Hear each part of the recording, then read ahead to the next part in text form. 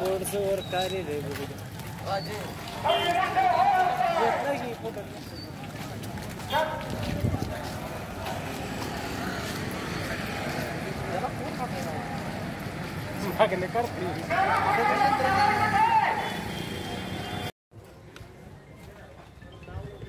दुसऱ्याचं गीत आयुष्यात कधी न बघणाऱ्यांनी हा बॅनर फाडला.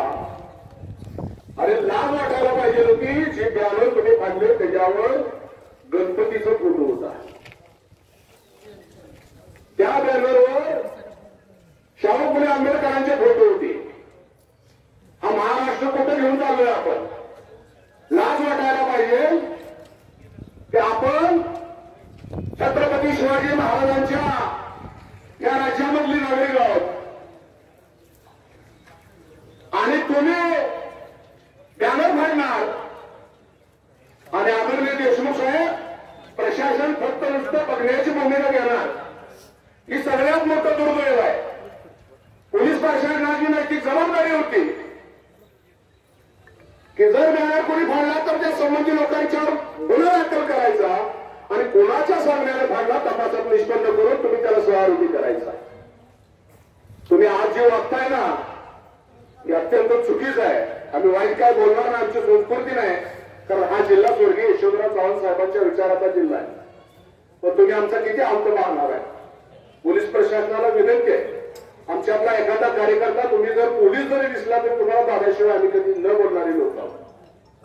डीएसपी मॅडम आणि एसपी साहेब किती दिवस तुम्ही गुलामगिरी करणार? प्रश्न आहे माझा तुम्हाला की लोकांनी बघत बसायचं. रणजित भैया परवा महाविकास आघाडीच्या नेत्याने आलेलो महाराष्ट्र बंदची हात दिला पाहिजे आणि आम्ही बसवर बंद करण्याचा निर्णय केला. बरोबर सर आपण होता. आम्ही महाविकास आघाडीचे सर्व पदाधिकारी साहेब तिथे गेलो आणि तिथल्या बिराजदार साहेबांनी आम्हाला तुमचं शिष्टमंडळ भेटायला येऊ द्या म्हणून सांगितलं. काय चाललंय राज्यात तुम्हाला माहिती असावं म्हणून सांगतो. 1.5 तास आम्हाला उभा केलं. 50,000 लोकसंख्येच्या गावामध्ये 2 पार्ट्या आहेत. एक महाविकास विकास आघाडी आणि आमच्यासमोर भारतीय जनता पार्टीचा अध्यक्ष. एका पार्टीच्या प्रमुख कार्यकर्त्यांना 1.5 तास तिथं उभा केलं आणि 1.5 तासावर तुम्ही आम्हाला साधं विचारायला तयार नाही की तुम्ही काय आलात म्हणून आणि तिथं निघून घेऊ. ही वागणूक ही संस्कृती आहे तुमची. पोलीस प्रशासनाला विनंती आहे की तुम्ही इथून पुढच्या काळामध्ये शांतता सुव्यवस्था राखण्याची नैतिक जबाबदारी तुमच्यावर आहे. तुमच्यावर ही प्रचंड मोठा भार आहे. आम्हाला माहिती आहे कर्तव्य बजावताना काय अडचणी होते त्या, पण कर्तव्य बजावताना तुम्ही जर निरपराध लोकांनी एखाद्या आया बहिणीला अरे तुमच्या औलाद काय सांगते तुमची साड्या लोकांच्या आया बहिणीच्या वाढणाऱ्या आमच्या परंपरा आमच्या औलाद नाही. अख्खं आयुष्य गेलं. इथं आलेला प्रत्येक माणूस लोकांच्या आया बहिणीच्या रक्षणासाठी स्वतःचा प्राण देणारे आम्ही लोक आहोत. तुमचा इतिहास बघा.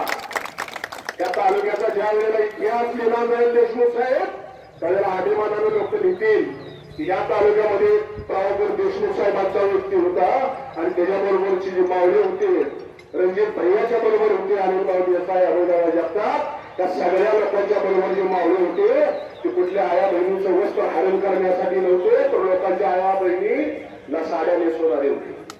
पैठणी वाचनाचा कार्यक्रमात ही तुम्ही मस्ती करता. हा तुम्हाला लोकांच्या आया बहिणीची काय रे मेलेल्या माड्यावरच्या टाळूचं लोणी खाणाऱ्या आवडत तुमची. हजारो वर्ष जेव्हा माणूस गाव कसा बाहेर राहून गावातल्या आया बहिणीचं रक्षण करतो त्या दलित समाजाची जमीन बसवणारी तुमची आवडत. तुम्ही आम्हाला काय सांगताय? मला सुप्रीम कोर्टाचा इतिहास तुम्ही सांगायला लावणारा मी भाषणात नक्कीच सांगणार आहे. काय सुप्रीम कोर्टाने तुमच्यावर टिप्पणी केलेली आहे आता सांगा तुम्ही. फार हिंसीचे आमदार आहात ना. 15 वर्ष झाले 3 कर्म सांगता तुम्ही आम्हाला. अरे कुणाला सांगताय? माझी अख्ख्या या किशोर सोडण्याची 10 वर्ष आमदार होती. माझी बहीण 5 वर्षी सभापती होती. आमदारकीची भीती आम्हाला दाखवायची नाही. तुम्ही अजिबात सुद्धा दाखवायची नाही. आमदारीची भीती दाखवतात तुम्ही आणि मला काय सांगता तुम्ही किशोर सोडले? तुम्ही आमदारांच्या फार टीका आहे. तुमची संस्कृती आहे. लोक बापाच्या आईच्या पदाला हात घालणं तर छत्रपती शिवाजी महाराजांनी हात करून करणाऱ्या परंपरा त्या मातीत आम्ही गावाला आलो. आज स्वाभिमान आम्ही सांगतो. आणि तुम्ही तुम्हाला बॅलर चालत नाही. ही परंपरा तालुक्यांनी पोलीस प्रशासन जर नाही बंद केली तर येणाऱ्या काळामध्ये पोलीस प्रशासनाला पाठीमागे प्रयत्न नेमते. आमच्या जर महाविकास आघाडीच्या कार्यकर्त्याला तुम्ही जाणून धरून ठेवण्याचा प्रयत्न केला तर येणाऱ्या काळामध्ये आम्हाला जसं तसं उत्तर दिल्यानंतर फक्त तुम्ही सुद्धा करायची भूमिका घ्या. ही तुमची राहिलेली अजिबात चालणार नाही आणि पुढे ही खपून घेणार नाही. आपण सर्व या ठिकाणी मोठ्या संख्येने उपस्थित राहिला. असंच आपण सगळेजण रस्त्यावरची लढाई ह्या प्रवृत्तीच्या विरोधात लढावं लागेल. हा काय थोर विचारांच्या अवघात परंपरा नाहीये. या माणसाच्या विरोधात आपल्याला येणाऱ्या काळामध्ये रस्त्यावरची लढाई लढावं लागेल. आणि भाऊ देशमुख साहेब आणि त्याच्यासाठी सगळ्यांनी आपल्याला एका जीवाला सहकार्य करणं गरजेचं आहे. मी एवढंच या निमित्तानं सांगतो आणि इथं थांबतो. यानंतर मी किसान काँग्रेसचे महाराष्ट्राचे उपाध्यक्ष प्राध्यापक विश्वंभर बाबू यांना विनंती करतो की आपण आपलं